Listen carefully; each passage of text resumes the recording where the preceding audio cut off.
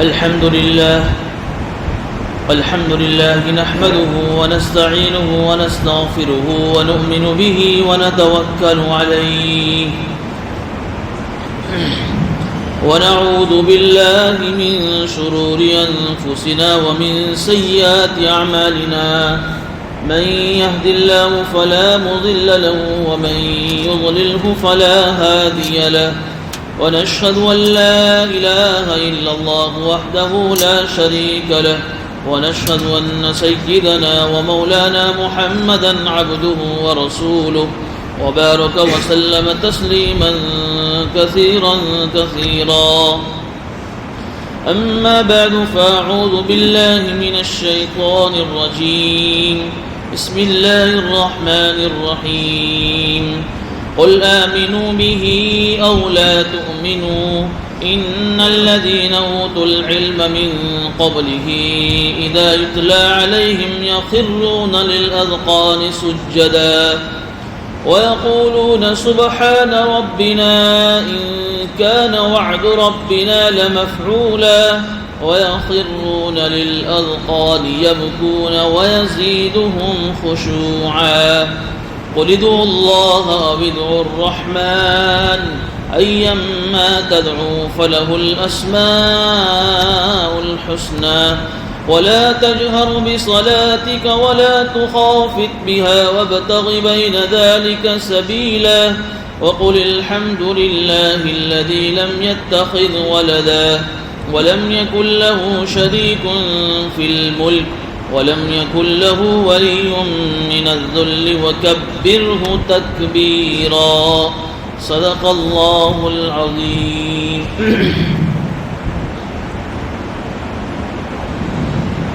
سورہ بنی اسرائیل کی آیت نمبر 107 کی تلاوت کی گئی.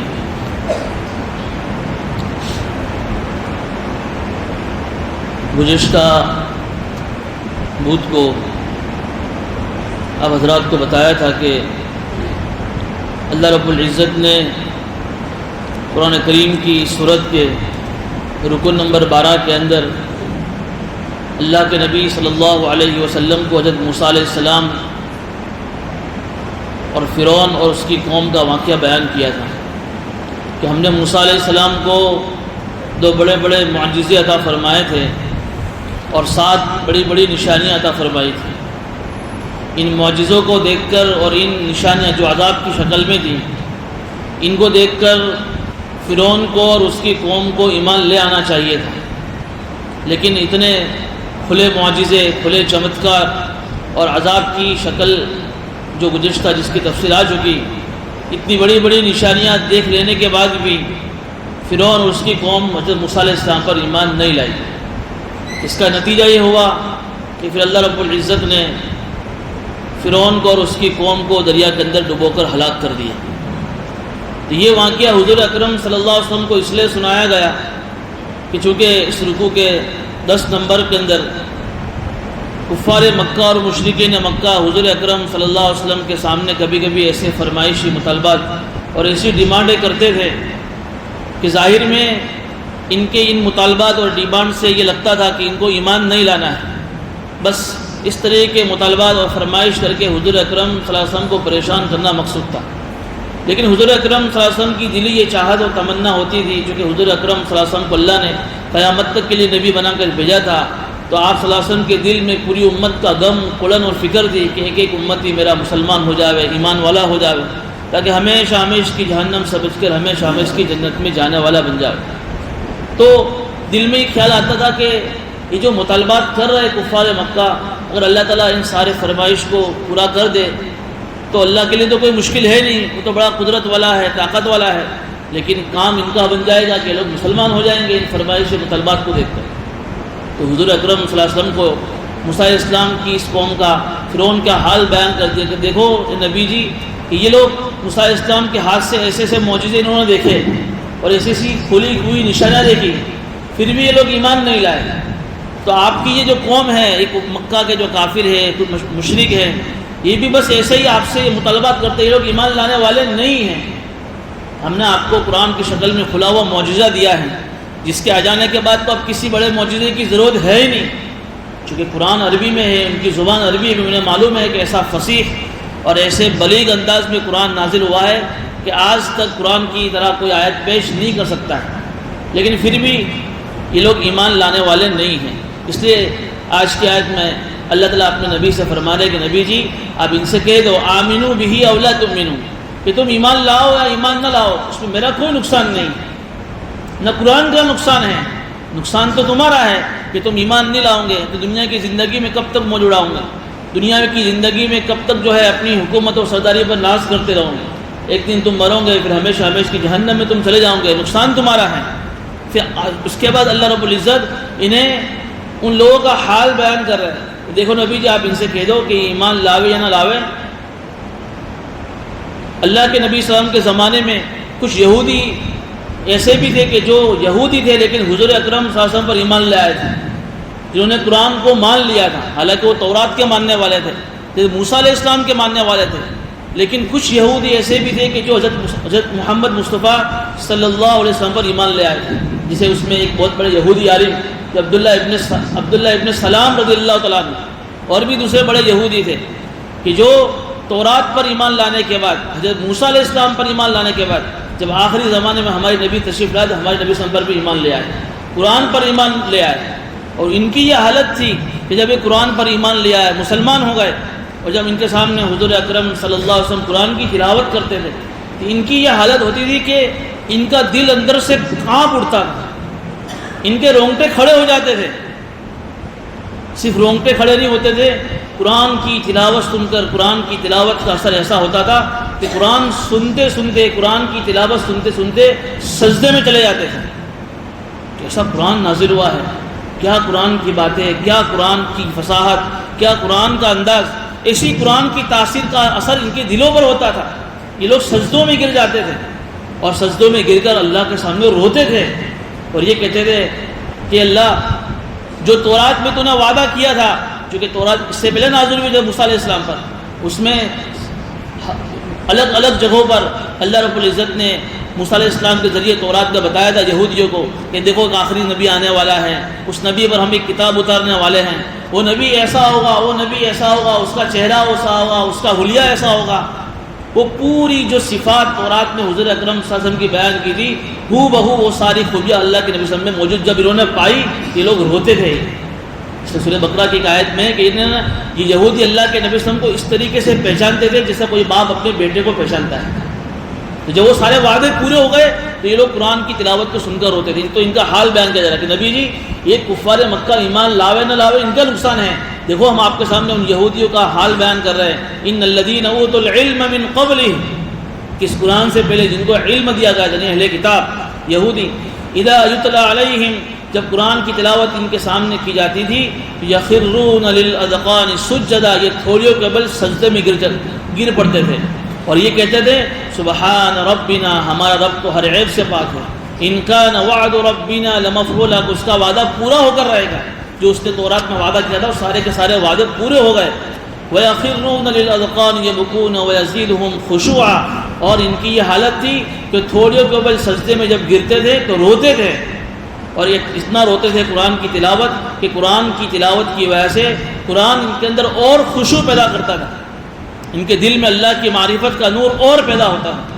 مفسرین کرام نے اس آیت کے ذریعے سے لکھا ہے کہ قرآن کی تلاوت جب نماز میں کی جاوے یا نماز کے باہر کی جاوے تو قرآن کی تلاوت کو سن کر رونا بھی سنت ہے، بلکہ رونا چاہیے۔ اللہ نے قرآن کی تلاوت کو سن کر رونے کی تعریف بیان کی ہے ان اہل کتاب کی کہ ان کی یہ خوبی ہے کہ قرآن کی تلاوت سن کے وقت یہ لوگ روتے ہیں۔ خود حضور اکرم صلی اللہ علیہ وسلم کے بارے میں حدیثوں میں آتا ہے کہ جب پیارا آقا تاجدار مدینہ سرکار دو عالم صلی اللہ علیہ وسلم جب قرآن نماز میں پڑھتے تھے تو قرآن کی تلاوت کرتے کرتے نماز میں اتنا روتے تھے، اور اس طریقے سے روتے تھے کہ اس کی کیفیت حدیث میں بیان کی ہے، جس طریقے سے جب کوئی ہانڈی جب چولہے پر چڑھتی ہے اور پک جانے کے بعد جب اس کے اندر سے کیسی سیٹی کی آواز آتی ہے، ایسی سینے مبارک سے اللہ کے رسول کے رونے کی بل بلانے کی آواز آتی تھی۔ چونکہ قرآن انہی پر نازل ہوا ہے، وہی قرآن کی جب آیتیں پڑھتے تھے تو اللہ سے اتنا روتے تھے۔ تو خود بھی جب قرآن پڑھے تو نماز کے اندر تو قرآن کی تلاوت پر رونا بھی سنت ہے، اور دوسرا کوئی آدمی قرآن پڑھے تو اس کی تلاوت سن کر بھی رونا بھی سنت ہے. جیسے ایک موقع پر جب عبداللہ ابن مسعود رضی اللہ عنہ بہت بڑے عالم تھے اور اللہ کے نبی صلی اللہ علیہ وسلم کے بہت بڑے چہیتے تھے. ایک مرتبہ اللہ کے نبی صلی اللہ علیہ وسلم ان کے پاس بیٹھے ہوئے تھے. فرمایا اللہ کے نبی صلی اللہ علیہ وسلم نے ان سے کہ عبداللہ ذرا قرآن پڑھ کر سناؤ. تو صحابی یا نبی اللہ قرآن تو آپ پر نازل ہوا اور میں آپ کو قرآن پڑھ کر سناؤں, میرا کیا حق بنتا ہے کہ میں آپ کو قرآن سناؤں؟ کہا کہ جی میرا دل چاہتا ہے کہ میں تجھ سے قرآن سنوں. جب حضرت عبداللہ ابن مسعود رضی اللہ عنہ نے قرآن کی آیت تلاوت کی, جب اس آیت پر پہنچے فَكَيْفَ إِذَا جِئْنَا مِنْ كُلِّ أُمَّةٍ شَهِيدًا, جب اس آیت پر پہنچے تو اللہ کے نبی صلی اللہ علیہ وسلم نے فرمایا عبداللہ رک جاؤ, بس کرو.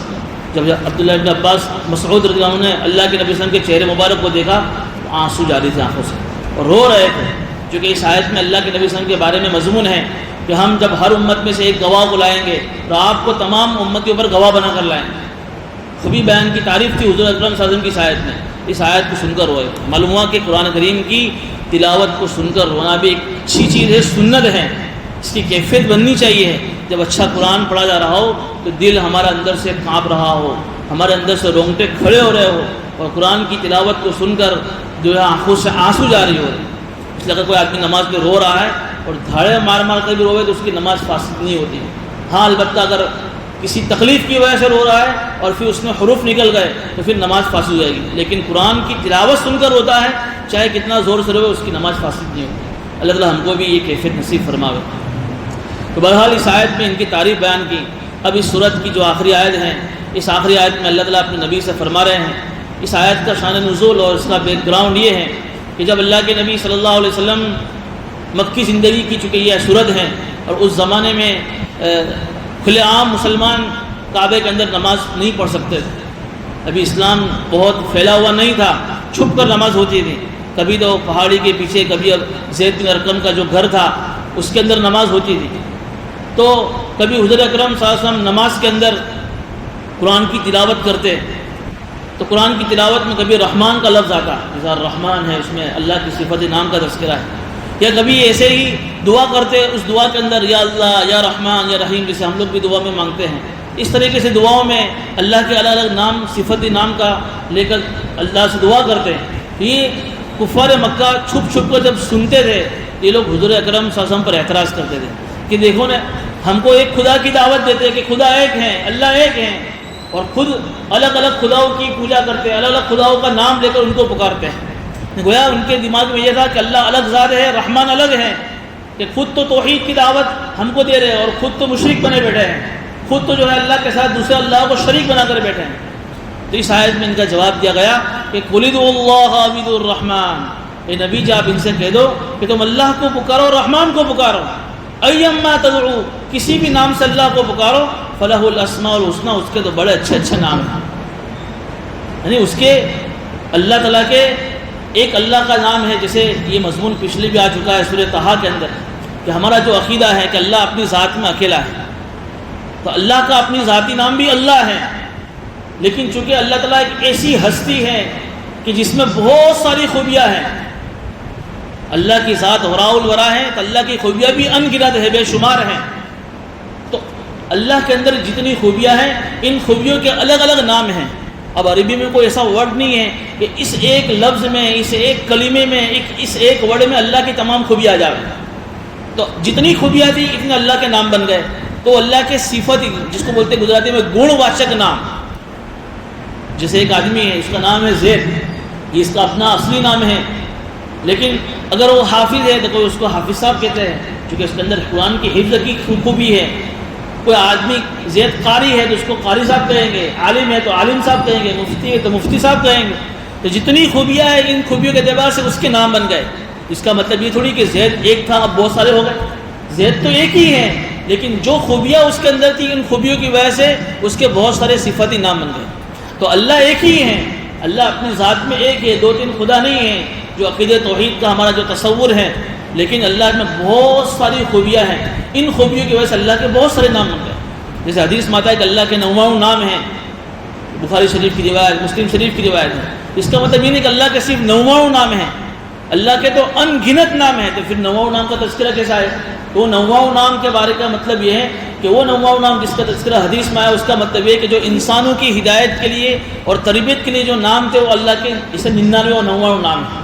تو بہرحال ان کو یہ جواب دیا گیا کہ تم اللہ کہہ کر پکارو، رحمان کہہ کر پکارو، یا اللہ کا کوئی بھی اور صفتی نام لے کر اللہ کو پکارو، ایما تدعو، کون سے بھی نام سے پکارو، اللہ کے بڑے اچھے اچھے نام ہیں۔ یہ اسماء الحسنہ کے بارے میں پچھلے بھی آیا تھا کہ یہ اللہ کے صفتی نام ہیں، اس کو آدمی کو پڑھنا چاہیے۔ اس کے بارے میں حدیث میں آتا ہے کہ جو آدمی اسماء الحسنہ جو اللہ کے 99 نام ہیں اس کو اگر منہ پر یاد کر لے، حفظ کر لے، تو اللہ کے نبی صلی اللہ علیہ وسلم نے اس کے لیے جنتی ہونے کی بشارت دی، اس کے لیے جب وہ سیدھا جنت میں جائے گا۔ تو اگر منہ پر یاد نہ بھی ہو تو روزانہ اس کی تلاوت کرنی چاہیے۔ اب تو چھوٹی چھوٹی کتابوں کے شکل میں بھی آ گئے ہیں، اور ان ناموں کو پڑھ کر دعائیں مانگنی چاہیے۔ حدیث میں آتا ہے کہ جو آدمی 99 نام اللہ کے پڑھ کر جب دعا مانگتا ہے تو اس کی دعا قبول ہوتی ہے۔ اور ویسے بھی اللہ کے جو الگ الگ نام ہیں، ہر نام کی الگ الگ خوبی ہے، ہر نام کی الگ الگ ایک خصوصیت ہے۔ مثال کے طور پر ایک آدمی ٹینشن میں ہے، بیماری میں ہے، حالات میں ہے، گھبراہٹ میں ہے، تو اللہ کا ایک نام ہے یا سلام، اس نام کا ورد رکھے گا تو انشاءاللہ اس کو سلامتی ملے گی، اس کا ٹینشن دور ہوگا، اس کی گھبراہٹ دور ہوگی، اس کی بیماری دور ہوگی، یا سلام ہوگا۔ اللہ کا ایک نام ہے یا رحمان یا رحیم، یہ دو بڑے عجیب اللہ کے نام ہیں۔ بسم اللہ الرحمن الرحیم میں اس کی تشریح آئی ہے کہ الرحمن کتنی بڑی خوبی ہے، الرحیم علماء نے لکھا ہے کہ جسے اکثر ماں باپ کی شکایت ہوتی ہے کہ بچے ضدی ہوتے ہیں، بات نہیں مانتے ہیں، تو لکھا ہے کہ یا رحمان یا رحیم، تو جب کھانا بناوے تو ہماری گھر کی عورتیں کھانا بناتے وقت جب کھانا بن جاوے اور کھانا دینے سے پہلے اس کھانے کے اوپر 7 مرتبہ اس نام کو، دونوں نام کو پڑھ کر پھونک دے یا رحمان یا رحیم، اور 40 دن یہ عمل کرے۔ انشاءاللہ 40 دن یہ عمل کی برکت سے جس مقصد کے لیے عمل کیا گیا ہے، اگر بچے ضدی ہے تو ان کی ضد پنا ختم ہو جائے گا، میاں کے اندر شوہر میں بہت غصہ ہے تو اس نام پر اگر کھلایا گیا تو اس نام کی برکت سے غصہ بھی ختم ہو جائے گا۔ تو ایسے بہت سارے نام ہیں جس نام سے اللہ کو پکارو گے اس نام کی برکت اسے حاصل ہوگی۔ یا قوی جو ایک نام ہے، اگر کسی کا دماغ کمزور ہے، ہر نماز کے بعد 7 مرتبہ جمڑے ہاتھ کی پیشانی پر ہاتھ رکھ کر پڑے گا یا قوی جو، اس کا مغز کھلے گا، اس کی دماغ شکتی جو ہے کمزور ہے وہ پاورفل ہو جائے گی۔ ایسے بہت سارے جو اللہ کے نام ہیں، ان ناموں کا آدمی کو ورد کرنا چاہیے۔ آگے اس آیت میں اللہ تعالیٰ فرما رہے وَلَا تَجْهَرْ بِصَلَاتِكَ وَلَا تُخَافِتْ بِهَا۔ ابھی دوسری آیت کا دوسرا ٹکڑا ہے۔ اس آیت کا شان نزول یہ ہے، جیسا بھی بتایا کہ اللہ کے نبی صلی اللہ علیہ وسلم جب نماز پڑھتے تھے تو کبھی کبھی نماز کے اندر جب تلاوت ہوتی تھی تو کفار مکہ اس نماز کی تلاوت کی مذاق اڑاتے تھے، قرآن کی تلاوت کی مذاق۔ پھر کبھی کبھی تو جو فرشتہ جبرائیل علیہ السلام جس صورت کو لے کر آیا ہے اس کی شان میں گستاخی کرتے تھے، تو اللہ کے نبی صلی اللہ علیہ وسلم کو بڑی تکلیف ہوتی تھی۔ ایک مرتبہ یہ ہوا کہ نماز جب شروع ہوئی تو نماز میں قرات اتنی آہستہ کر دی کہ پیچھے صحابہ کرام کو اس کی آواز ہی نہیں آئی۔ تو اللہ نے اپنے نبی پر یہ آیت نازل کی، یا نبی اللہ نماز میں اتنی زور سے بھی مت پڑھو کہ تمہاری ان زور سی آواز کو سن کر کفار مکہ کو ٹھٹھا اڑانے کا اور مذاق اڑانے کا موقع مل جائے۔ وَلَا تُخَافِتْ بِهَا، اور اتنا آہستہ بھی مت پڑھو کہ پیچھے مقتدی کو آواز ہی نہ سنا ہوئے کہ کیا پڑھا جا رہا ہے۔ وَابْتَغِ بَيْنَ ذَلِكَ سَبِيلًا، بلکہ ان دونوں درمیان مدھیم ورگ سے، دھیمی آواز سے، اتنی دھیمی کہ مقتدی پیچھے سن سکے، اس طریقے سے نماز میں قرآن کو پڑھنا چاہیے۔ اب جو نماز جہری ہے، جسے با آواز بلند پڑ جاتی ہے، فجر ہے، مغرب ہے، عشاء ہے، اس میں زور سے قرات ہوتی ہیں، ان نمازوں کے بارے میں یہ حکم ہے۔ تہجد میں اس میں داخل ہے۔ اللہ کے نبی صلی اللہ علیہ وسلم تہجد کے اندر بھی قرآن کریم کی تلاوت کو زور سے کیا کرتے تھے۔ ایک مرتبہ اللہ کے نبی صلی اللہ علیہ وسلم جب تہجد میں اٹھے تو ابوبکر صدیق کے پاس گئے، تو بھی تہجد پڑھ رہے تھے، تو بالکل تہجد میں قرآن اتنی آہستہ پڑھ رہے تھے کہ آواز ہی نہیں آ رہی تھی بالکل بھی۔ جب نماز ختم ہو گئی حضرت ابوبکر صدیق کو بلایا کہ آپ نماز میں اتنی آہستہ قرآن پڑھ رہے ہیں، آپ کی تلاوت کی آواز ذرا بھی باہر نہیں آ رہی۔ ان کا جو جواب تھا بڑا صحیح جواب تھا، تشفی بخش جواب تھا کہ نبی اللہ میں نماز میں قرآن کی تلاوت بھی کر رہا ہوں اللہ کو سنانے کے لیے، اللہ سن رہا ہے، اللہ تو دھیمی آواز کو بھی سن سکتا ہے، تو مجھے زور سے پڑھنے کی کیا ضرورت تھی؟ آواز ان کی جواب بالکل صحیح تھا۔ پھر دوسری دن حضرت عمر فاروق کے پاس گئے تہجد کے وقت میں، تو وہ زور سے قرآن پڑھ رہے ہیں۔ تو ان سے پوچھا کہ تم اتنی زور سے قرآن کیوں پڑھتے ہو؟ کہا کہ میں اس لیے اتنی زور سے قرآن پڑھتا ہوں کہ جو لوگ سوئے ہوئے میری قرآن کی تلاوت سن کر اٹھ جاوے اور میں شیطان کو بھگا رہا ہوں۔ اس لیے کہ جب قرآن کی تلاوت ہوتی ہے تو شیطان بھاگتا ہے۔ ان کا جواب بھی بالکل صحیح تھا۔ تو اللہ کے نبی صلی اللہ علیہ وسلم سے کہا حضرت ابوبکر صدیق سے کہ اتنا آہستہ نہ پڑھو کہ تمہاری آواز بالکل نہ آئے. حضرت عمر فاروق سے کہا کہ اتنا زور سے بھی مت پڑھو کہ تمہاری آواز دور دور تک جائے. وابتغ بین ذلک سبیلا، ان دونوں کے درمیان کی آواز سے پڑھو. یہ بالکل آہستہ بھی نہیں، بالکل زور سے بھی نہیں، ایک دم مدھیم اور دھیمے انداز میں پڑھو تاکہ تم خود بھی سن سکو اور دوسروں کو اس میں ڈسٹرب بھی نہ ہو. اس سے علماء نے مسئلہ نکالا کہ جب کوئی آدمی نماز میں قرآن کی تلاوت کر رہا ہو تو اتنی زور سے نہ کرے قریب والے کو تکلیف پڑ جائے، اور اتنی آہستہ بھی نہ پڑھے کہ خود کیا پڑھ رہا ہے خود ہی کو معلوم نہیں. جیسے میں نے اس وقت ایک مسئلہ بتایا تھا کہ نماز میں قرآن پڑھ رہا ہے لیکن زبان سے حرکت ہی نہیں ہو رہی، دل میں پڑھ رہا ہے تو اس کی نماز ہی نہیں ہوگی، چونکہ وہ قرآن کہلائے گا ہی نہیں. اس لیے اتنا بھی آہستہ نہ پڑھے کہ حرکت نہ ہو، اتنا بھی زور سے نہ پڑھے کہ دوسرے والے کو ڈسٹرب ہو. اور ایک چیز سے یہ بھی نکلی کہ جیسے بعض مرتبہ مسجد کے اذان کے مائک سے مسجد کا اذان کا جو مائک ہے اس کو چالو کر دیا اور مسجد کی قرات محلے میں اور سوسائٹی میں بج رہی، یہ بھی مناسب نہیں ہے. تمہارا مقصد مسجد میں نماز کے اندر قرآن کی تلاوت سے مقتدیوں کو سنانا ہے اور تم نے اذان کا مائک ہی شروع کر دیا ہے. اب پیچھے محلے میں کوئی بیمار ہے، کوئی چھوٹا بچہ سویا ہوا ہے، تو یہ کہاں مناسب ہے. وابتغ بین ذلک سبیلا، اتنے زور سے بھی نہ بجاؤ، نہ قرآن کی تلاوت ہو کہ مسجد کی آواز اتنے باہر جاوے کہ سوسائٹی والے کو تکلیف پڑ جائے. تو بہرحال اس آیت سے یہ مسئلہ بھی نکلا. ایک بات یہ بھی ہے کہ کوئی آدمی قرآن کریم کی تلاوت کر رہا ہو یا نماز میں امام صاحب قرآن کی تلاوت کر رہے ہو تو مقتدی کے لیے ضروری ہے کہ قرآن کی تلاوت کو خاموشی کے ساتھ سنیں. اگر وہ خاموشی کے ساتھ نہیں سن رہا ہے تو وہ گنہگار ہوگا. آج تم اگر پوچھو کسی کو صبح میں کہ عشاء کی نماز میں امام صاحب نے کیا پڑھا تھا تو نہیں معلوم ہو، یا تو خاموشی سے سنا نہیں ہے یا تو پھر سنا ہے تو پتہ نہیں کہ کیا پڑھا گیا. تو خاموشی سے سننا بھی ضروری ہے. یا کوئی آدمی نماز کے باہر قرآن کی تلاوت کر رہا ہے تو اب علماء نے لکھا ہے کہ وہ تلاوت کر رہا ہے اور ہمارے کانوں میں اس کی آواز پڑ رہی ہے تو کیا ہمارے لیے اس کا سننا واجب ہے؟ تو باتیں لکھی ہے. بعض علماء کرے کہ ہاں اگر قرآن کی تلاوت ہو رہی ہے تو تمہارے لیے اس کا سننا واجب ہے. تو اس وقت اس سے کہا جائے گا کہ بھائی جہاں لوگ چاروں طرف لوگ بیٹھے ہوئے ہیں، کوئی کاروبار میں مشغول ہے، کوئی اپنے کام میں مشغول ہے، کوئی کھانے میں مشغول ہے، اب تو قرآن کی تلاوت زور سے کرے گا تو ان کو ڈسٹرب ہوگا، سننا ان کے لیے واجب ہے ورنہ آدمی گنہگار ہوگا.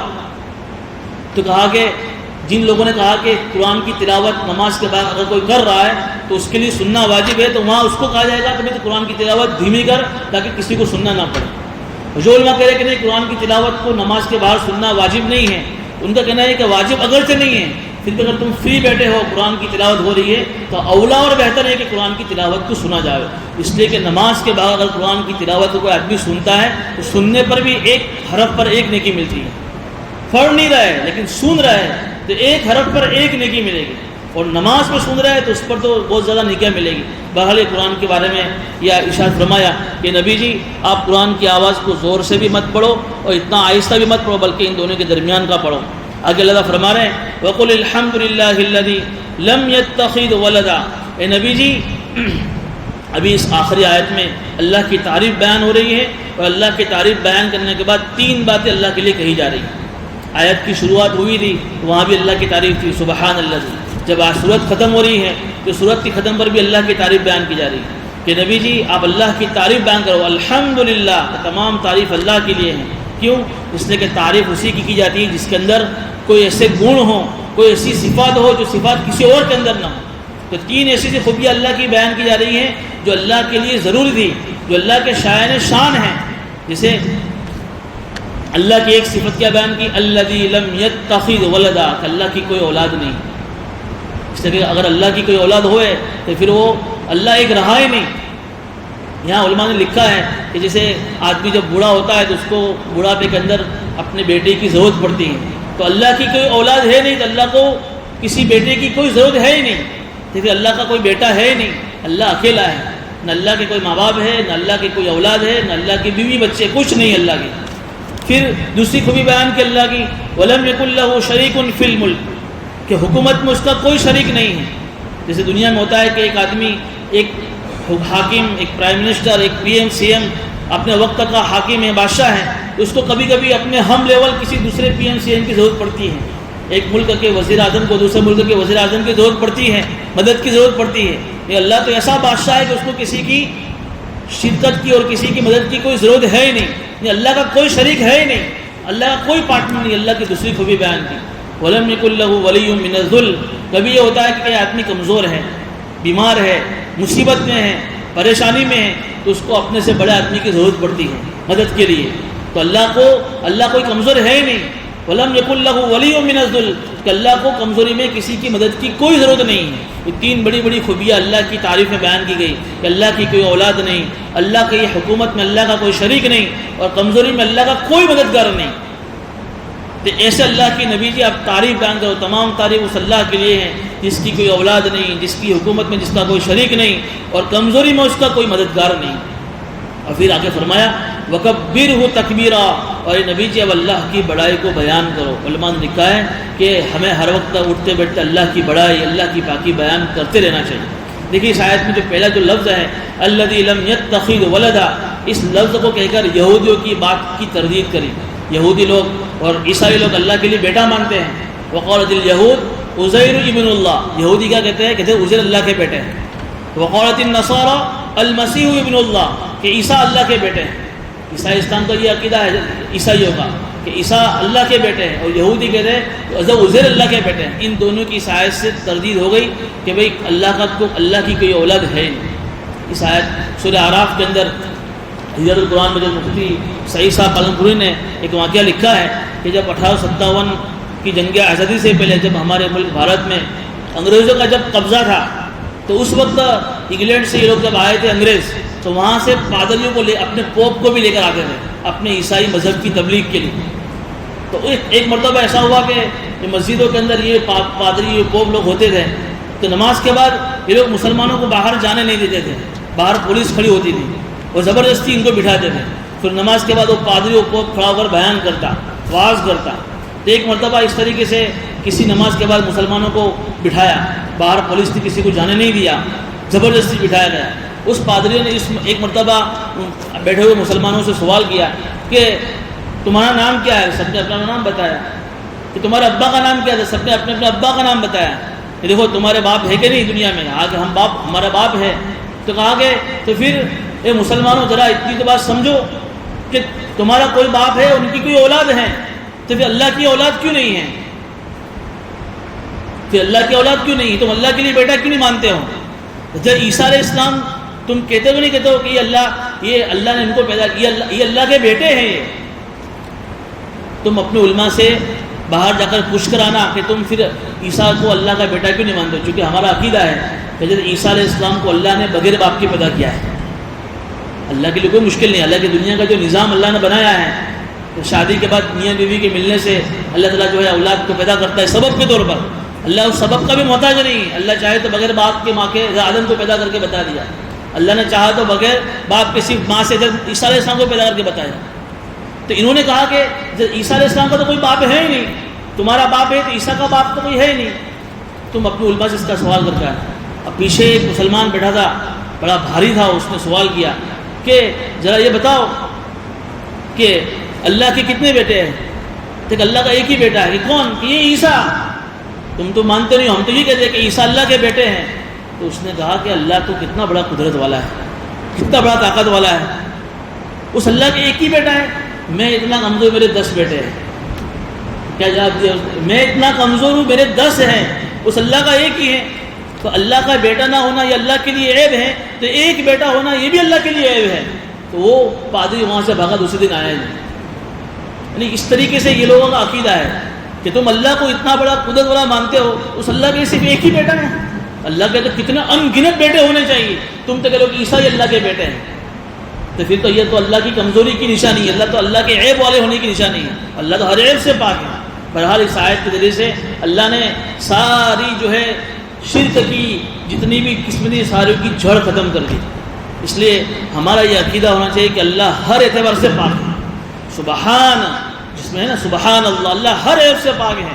اللہ اولاد سے, بیوی سے, بچوں سے, ماں باپ سے, اللہ تعالیٰ کھانے سے, پینے سے, ہماری طرح انسان کی طرح ہاتھ پیر, اللہ ہر عیب سے پاک ہے.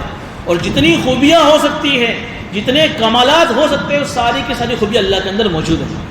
اس لیے ہمارے علماء کرام نے صبح شام کے تیسرے کلمے کا ورد بتایا ہے. سبحان اللہ والحمد للہ ولا الہ الا اللہ واللہ اکبر. اللہ کی پاکی آ گئی, اللہ کی تعریف آ گئی, اللہ کی کبریائی, اللہ کی بڑائی آ گئی.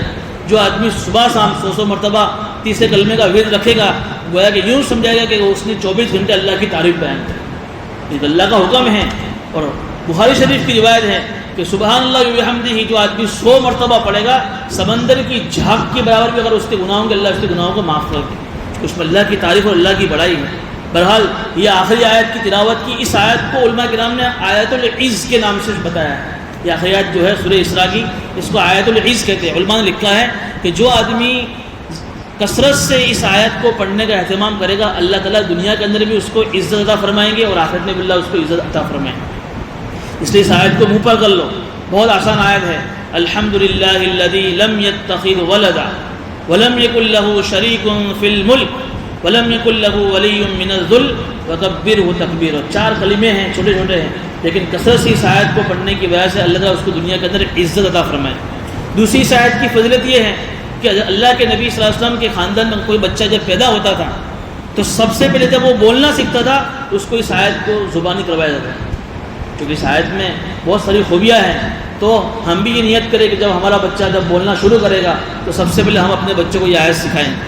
اور اس کی تیسری خوبی یہ ہے، فضیلت یہ ہے اس آیت کی۔ ایک مرتبہ حضرت ابو ہریرہ رضی اللہ تعالیٰ عنہ کی روایت ہے، وہ فرماتے ہیں کہ میں اللہ کے نبی صلی اللہ علیہ وسلم کے ساتھ میں تھا، میرا ہاتھ پکڑا ہوا تھا حضور اکرم صلی اللہ علیہ وسلم نے، اور ہم جا رہے تھے، راستے میں ایک ایسے آدمی سے ملاقات ہوئی کہ جو بیمار بھی تھا اور کنگال تھا وہ بیچارہ۔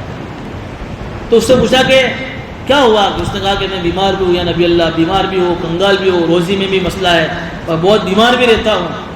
تو حضور اکرم صلی اللہ علیہ وسلم نے اس کو ایک تو یہ آیت بتائی اور ایک دوسرا کلمہ بتایا، توکلت علی الحی الذی لا یموت۔ یہ کلمہ پڑھو اور اس کے ساتھ میں یہ آیت پڑھو، وقل الحمد للہ الولی، آخری والی آیت۔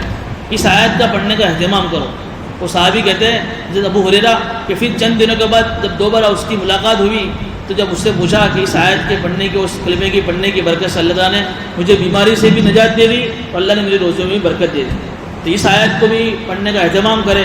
کوئی آدمی بیماری میں مبتلا ہو، کوئی آدمی روزی کے معاملے میں پریشان ہو تو وہ ایک جو جملہ ہے توکلت علی الحی الذی لا یموت، اور یہ آیت وقل الحمد للہ الذی لم یتخذ ولدا ولم یکن لہ شریک فی الملک ولم یکن لہ ولی من الذل وکبرہ تکبیرا۔ تو یہ سورہ اسراء کی آخری آیت ہے جس کو آیت العز کہتے ہیں۔ آج کی اس مجلس میں اللہ کے فضل سے سورہ اسراء کی تفسیر کا سلسلہ ختم ہوا۔ 5 مہینے سے یہ تفسیر جاری تھی۔ اللہ اپنے فضل سے اس کی تفسیر کو قبول فرماوے، جو کچھ اس میں غلطیاں کوتاہی ہوئی اللہ اس کو معاف فرماوے، اور اس تفسیر کے اندر جو اہم بنیادی مضامین آئے ہیں ان کا مذاکرہ کر کے اس پر عمل کرنے کی اللہ توفیق عطا فرمائے۔ تھوڑی سی دعا کر لیں، اللہ پاک ہمیں اس پر عمل کی توفیق دے۔ بسم اللہ الرحمن الرحیم، سبحان اللہ وبحمدہ عدد خلقہ ورضا نفسہ وزینۃ عرشہ ومداد کلماتہ۔ اللهم صل على محمد وعلى آل محمد وبارك وسلم۔ ربنا ظلمنا أنفسنا وإن لم تغفر لنا وترحمنا لنكن من الخاسرين، لا إله إلا أنت سبحانك إنا كنا من الظالمين۔ ربنا آتنا في الدنيا حسنة وفي الآخرة حسنة وقنا عذاب النار۔ اے اللہ رحم کا، کرم کا، عفو کا، عافیت کا، نرمی کا، سہولت کا معاملہ فرما۔ اے اللہ ہم گنہگار ہیں، خطا کار ہیں، سزاوار ہیں، سیاہ کار ہیں، تیرے دربار کے اقراری مجرم ہیں۔ اے اللہ ایسے اقراری مجرم ہیں اور اتنے بڑے گنہگار ہیں کہ بدن کا کوئی حصہ ایسا نہیں ہے جس سے ہم نے تیری نافرمانی نہ کی ہو، اور دن اور رات کا کوئی حصہ اور کوئی گھڑی خالی نہیں ہے کہ جن گھڑیوں میں ہم نے تیری نافرمانی نہ کی ہو۔ اے مولا کریم، تیری نعمتیں کھا رہے ہیں پھر بھی تیری ناشکریہ کر رہے ہیں، تیری نعمتیں کھا رہے ہیں پھر بھی ہم تیری نافرمانیاں کر رہے ہیں۔ اے مولا کریم معاف کر دے، اے مولا کریم معاف کر دے۔ تو تو بڑا رحم کرنے والا ہے، تو تو بڑا کرم کرنے والا ہے، تو تو ستار ہے، تو تو غفار ہے۔ اے مولا کریم تیری کتنے اچھے اچھے نام ہیں۔ ابھی ان ناموں کے بارے میں پڑھا کہ جس نام کو پڑھ کر دعا کی جاتی ہیں اللہ یہ دعائیں قبول ہوتی ہیں۔ اللہ تجھے ان تیرے اچھے اچھے ناموں کا واسطہ تو ہمارے گناہوں کو معاف فرما دے، ہمارے ماں باپ کے گناہوں کو معاف فرما دے، ہمارے دوست احباب کے گناہوں کو معاف فرما دے، ہمارے بھائی بہنوں کے گناہوں کو معاف فرما دے، ہمارے رشتہ داروں کے گناہوں کو معاف فرما دے، پوری امت مسلمہ کے گناہوں کو معاف فرما دے، پورے امت مسلمہ کی پوری مغفرت فرما دے۔ اے مولا کریم تیرا ہی فضل ہے، تیرا ہی کرم ہے کہ تو نے ہمیں قرآن کی تفسیر میں بیٹھنے کی توفیق عطا فرمائی ہے۔ اے مولا کریم ہماری زبانیں تو اتنی گندی ہیں اور ہم تو اتنے گندے ہیں کہ تیرے نام لینے کے لائق نہیں ہیں۔ 1000 مرتبہ عنبر اور مشک سے ہماری زبانوں کو دھویا جاوے پھر بھی ہم تیرے نام لینے کے حقدار نہیں ہیں۔ اتنی زبانیں ہماری گندی ہیں، اے مولا کریم تیرا ہی فضل ہے، تیرا ہی کرم ہے، تو نے بٹھایا ہے۔ اے مولا کریم اس قرآن کی تفسیر میں بیٹھنے کے بعد مولا کریم جو مضامین ان صورتوں میں آئے، اللہ اس پر عمل کرنے کی توفیق عطا فرما دے۔ اے مولا کریم بڑے اہم مضامین آئے ہیں، عقیدہ توحید کا مضمون آیا ہے کہ تیرے ذات میں کوئی شریک نہیں ہے، تیری صفت میں کوئی شریک نہیں ہے۔ اللہ ہمیں تیری ذات کا جو ہے سچا، تیری ذات سے سچی محبت نصیب فرما دے، عقیدہ توحید کا جو ہے تصور ہمارے دلوں میں پیدا فرما دے۔ اللہ الحاد سے، شرک سے، کفر سے اور غلط نظریات سے اور طرح طرح کی اونधी سیدھی جو باتیں جو توحید کے اندر خلل انداز ہوتی ہیں، ان ساری باتوں سے ہماری حفاظت فرما دیں۔ یہ مولا کریم ہمارا یقین ہے کہ تیری ذات میں کوئی شریک نہیں ہے، تیری صفت میں بھی کوئی شریک نہیں ہے، تو اکیلا ہے، تو تنہا ہے، ساری خوبیوں کا مالک ہے۔ اے مولا کریم عقیدہ رسالت کا مضمون آیا، عقیدہ آخرت کا مضمون آیا، یہ سارے مضامین کا تذکرہ کر کے ان عقائد کو ہمارے دلوں میں بٹھا دیں۔ اے مولا کریم اس صورت کے اندر 15 اصول ایسے بیان کیے تھے، اگر کوئی آدمی اپنی زندگی میں اس کو داخل کر لے تو وہ اس کی اس دل کی اصلاح ہو سکتی ہے۔ ان 15 اصولوں پر ہمیں زندگی گزارنے کی توفیق نصیب فرما دے۔ اے مولا کریم قرآن کریم کی تلاوت کرتے کرتے ہمیں رونے کی توفیق عطا فرما دے۔ اے مولا کریم ہم تو اتنے گنہگار ہیں، گناہ کرتے کرتے دل اتنے سخت ہو چکے ہیں کہ قرآن سنتے ہوئے رونا بھی نہیں آتا ہے۔ اے مولا کریم ہمارے دلوں کو نرم فرما، قرآن کی تلاوت کو رونا نصیب فرما، قرآن کی تلاوت کو دن اور رات کی گھڑیوں میں کرنے کی توفیق نصیب فرما۔ اے مولا کریم اس قرآن کریم کی مجلس کے اندر جو لوگ یہاں بیٹھے ہوئے ہیں، اے مولا کریم ان کی نیک جائز تمناؤں کو، حاجتوں کو اپنے خزانے غیب سے پورا فرما۔ اے مولا کریم جو بیمار ہیں ان کو شفا کاملہ دائمہ عاجلہ مستمرہ نصیب فرما، جو مقروض ہے ان کی قرضوں کی ادائیگی کی غیبی شکل صورتیں پیدا فرما، جو جس لائن سے پریشان ہیں ان کی ان پریشانیوں کو دور فرما۔ کوئی روزی کے تعلق سے پریشان ہے، کوئی اولاد کے تعلق سے پریشان ہے، کوئی بیوی کے تعلق سے پریشان ہے، کوئی گھریلو اعتبار سے پریشان ہے، پتہ نہیں لوگ کسی الجھنوں میں پھنسے ہوئے ہیں، لوگ ڈپریشن کا شکار ہیں، ٹینشنوں میں گھرے ہوئے ہیں، راتوں کی نیندیں حرام ہو چکی ہیں۔ اے مولا کریم قرآن کی تلاوت کی برکت سے، قرآن کی تفسیر کے سننے کی برکت سے اللہ ان کے تمام الجھنوں کو، تمام بیماریوں کو دور فرما، قرآن سے سچا عشق نصیب فرما، قرآن سے سچی محبت نصیب فرما، قرآن کے کھلے ہوئے معجزے کا یقین نصیب فرما، قرآن کے مطابق زندگی گزارنے کی توفیق نصیب فرما۔ اے مولا کریم ہم جس وطن میں رہ رہے ہیں، اے مولا کریم اس وطن کی حفاظت فرما، اس وطن کی فضا کو خراب کرنے کے لیے جو لوگ ایسی اسکیمیں بنا رہے ہیں ان کی اسکیموں کو فیل اور غلط فرما۔ اے مولا کریم جو لوگ یہاں کے اندر بے امنی قائم کرنے کے لیے ایسی پلاننگ کر رہے ہیں ان کی پلاننگ کو فیل فرما۔ اے مولا کریم مسلمانوں کی جان کی حفاظت فرما، مسلمانوں کی مال کی حفاظت فرما، مسلمانوں کی جائیدادوں کی حفاظت فرما، مسلمانوں کی نوجوان بچیوں کی حفاظت فرما۔ اے مولا کریم نہ مسلمانوں کا جان سلامت ہے، نہ مال سلامت ہے، نہ مسلمانوں کی جائیداد سلامت ہے۔ اے مولا کریم دن بدن حالات بد سے بدتر ہوتے جا رہے ہیں اور یہ صرف اس لیے ہو رہا ہے اے مولا کریم ہم نے تیرا کلمہ پڑھا ہے، ہم توحید کا اقرار کرنے والے ہیں، ہم تیرے نبی کی رسالت کا اقرار کرنے والے ہیں، ہم عاشق رسول ہیں، ہم نے نبی کی غلامی کا اقرار کیا ہے۔ اے مولا یہ کوئی گناہ نہیں ہے، یہ تو دنیا میں آنے کا حقیقی مقصد ہے۔ اے مولا کریم اسی لیے ہمیں پریشان و ستایا جا رہا ہے۔ اے مولا کریم تو ہماری حفاظت فرما۔ اے مولا کریم اوپر سے نیچے سے بائیں سے دائیں سے ہر طرف سے مسلمانوں کی حفاظت فرما۔ اے مولا کریم جو لوگ اپنی کرسی کے لیے، اپنی ناجائز مفاد کے لیے اس ملک کا نقصان کر رہے ہیں، ملک میں بے امنی قائم کرے، ان کو ہلاک کر دیں، ان کو برباد کر دیں، ان کی پلاننگوں کو ختم فرما دیں اور ایسے لوگوں کے ہاتھوں میں حکومت عطا فرما اور اقتدار عطا فرما جو ملک میں اندر امن اور شانتی کو قائم کر سکے۔ اے مولا کریم حرمین شریفین کی حفاظت فرما، مسجد اقصی کی حفاظت فرما۔ جو لوگ حرمین شریفین کی عظمت کو ختم کرنے کے لیے ایسی پلاننگ کر رہے ہیں اللہ تو ان کو ختم فرما دیں، ان کی ہاتھوں سے حکومتوں کو چھین کر ایسے لوگوں کے ہاتھوں میں حکومت عطا فرما جو حرمین شریفین کی عظمت کو باقی رکھ سکے۔ مولا کریم دن بدن ایسے خبریں سننے میں آ رہی ہیں کہ مسجد نبوی کے قریب میں سینما ہال کھلنے کی تیاریاں ہو رہی ہیں۔ اے مولا کریم کس کو کہا جائے جو نبی دنیا کے اندر سے سنگیت اور گانے کو ختم کرنے آئے تھے، اسی نبی کے شہر میں سینما ہال قائم کیے جا رہے ہیں۔ اے مولا کریم آج سے 1500 سال پہلے آقا نے فرمایا تھا وَيْلٌ لِّلْعَرَبِ مِن شَرٍّ قَدِ اقْتَرَبَ، ہلاکت عربوں کے لیے جو ہلاکت ان کے لیے قریب آ چکی ہے، اے مولا کریم وہ پیشن گوئی آج صادق آ رہی ہیں۔ اے مولا کریم جن سے اللہ نے دین کا کام لیا تھا، آج انہی کے ہاتھوں سے دین بدنام ہو رہا ہے، آج انہی کے ہاتھوں سے اسلام بدنام ہو رہا ہے۔ مسجد اقصیٰ کی حفاظت کرنے والے ہمارے غزہ کے مسلمان بیچارے نہتے ہیں، کمزور ہیں، لیکن کوئی مسلم حکومت رکھنے والا ان کی تائید میں نہیں آ رہا ہے۔ اللہ ان کے پاس مال ہے، ان کے پاس حکومت ہے، ان کے پاس اپنا ویٹو پاور ہے، لیکن اپنی کرسی کے لیے، اپنی ناجائز دنیا کی محبت کی خاطر کچھ نہیں بول رہے ہیں۔ اے مولا کریم تو سب کچھ دیکھ رہا ہے، غزہ کے مسلمانوں کی حفاظت فرما دے۔ 12 مہینے کے قریب ہونے جا رہے ہیں، صرف مسجد اقصیٰ کی حفاظت کے لیے سب کچھ قربان کر رہے ہیں۔